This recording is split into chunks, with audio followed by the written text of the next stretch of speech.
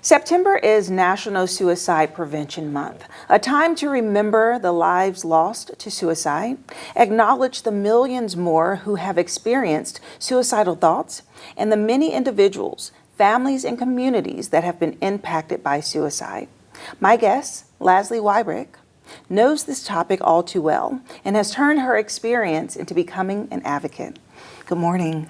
Good morning, Jessica. Thank you for having me, especially this month, because you know it's World Suicide Prevention and Awareness Month. And then September 10th, next Tuesday, will be World Suicide Prevention and Awareness Day.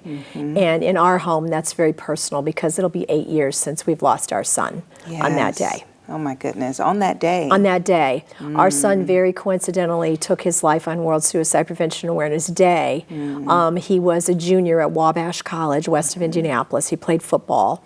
And what made our story very rare and unique was on the 2-year anniversary of our son's death, September 10th of 2018, the co-captain of the football team also died by suicide.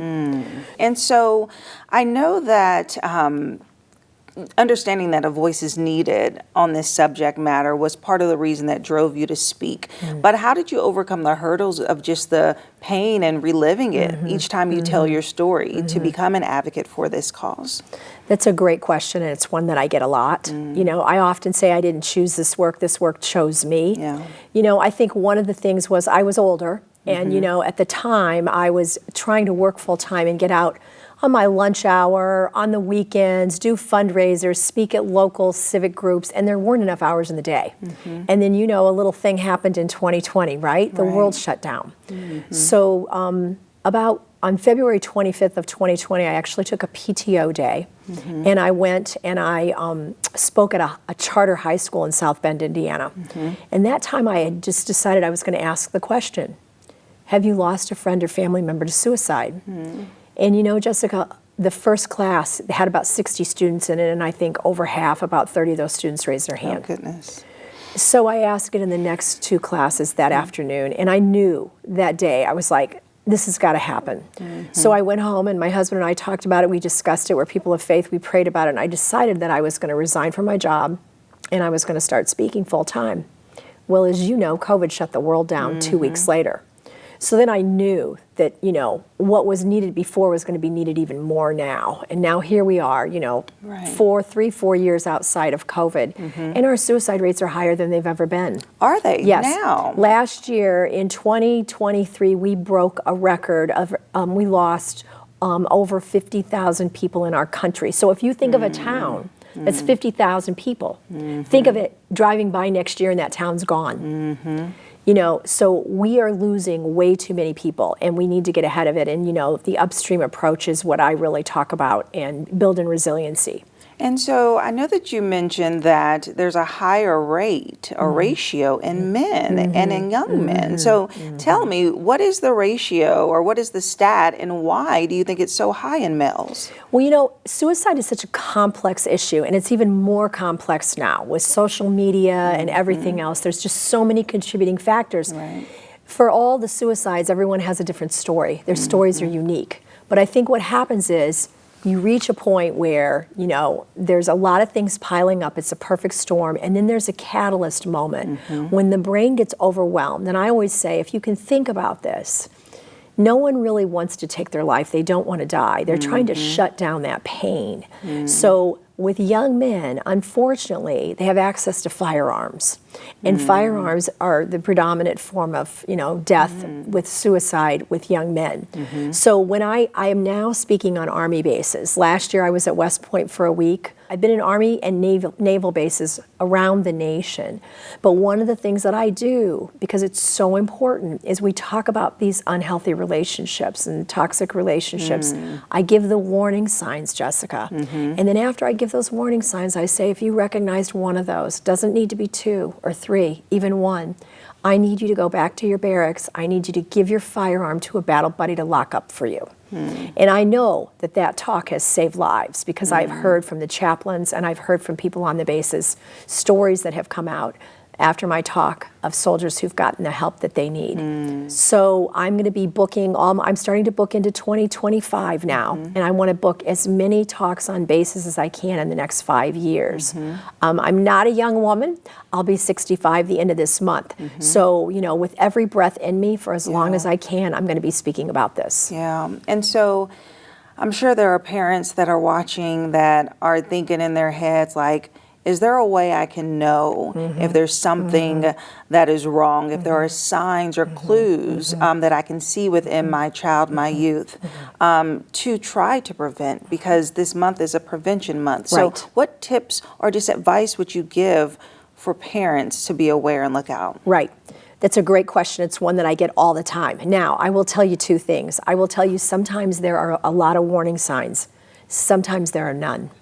So if you're looking for warning signs, look for anything in their behavior that's changed. If they used to get up early and they sleep later, if they used to hang out with a group of friends that they're no longer hanging out with, anything that's changed in their regular behavior that you're used to, that's a warning sign, okay? And I want to, if there's only one thing that people can hear me say today, and there's only one thing they remember from this conversation, this is it. You cannot give your child or anybody the idea of taking their life by asking them about it. It's 100% false. So when you talk to your child, you need to use the word suicide. You need to use the S word. You need to say, you know, I've noticed things are changing. Are you thinking about suicide? Have you thought about suicide? Because what happens is when someone's struggling, they've gone internally and they're in their own brain. And if they think, okay, nobody cares, nobody notices, I might as well not be here.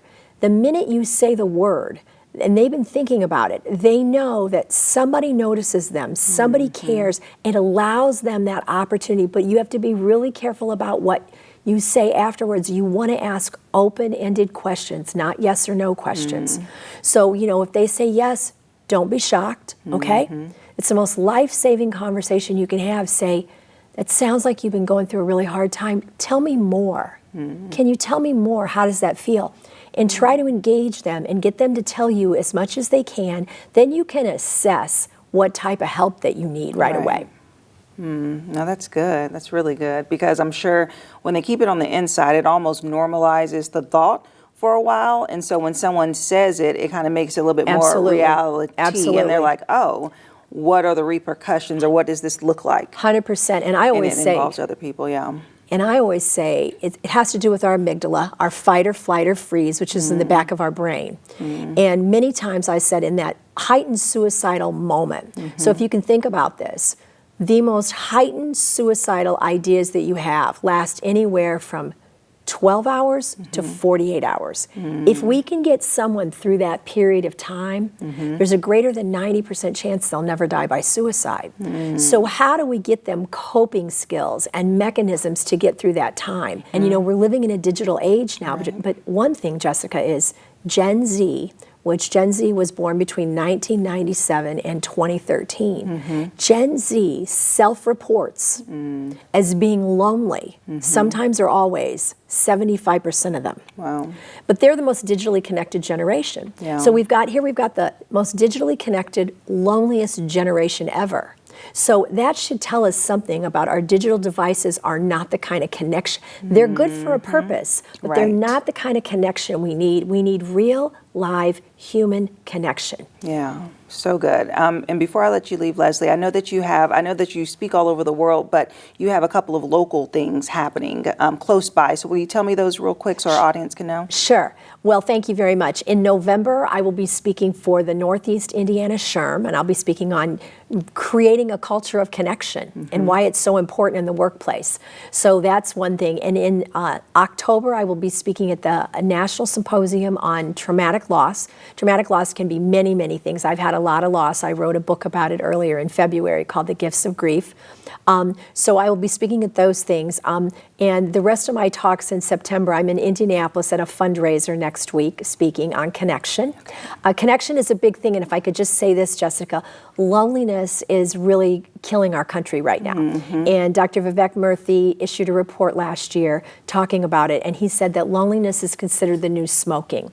So loneliness is as dangerous for our health as smoking 15 cigarettes a day. So if you can think about it, we've got to get out. We've got to go volunteer. We've got to meet people. We've got to introduce ourselves to strangers. But we can't do it with our heads down in our devices. We have to look up.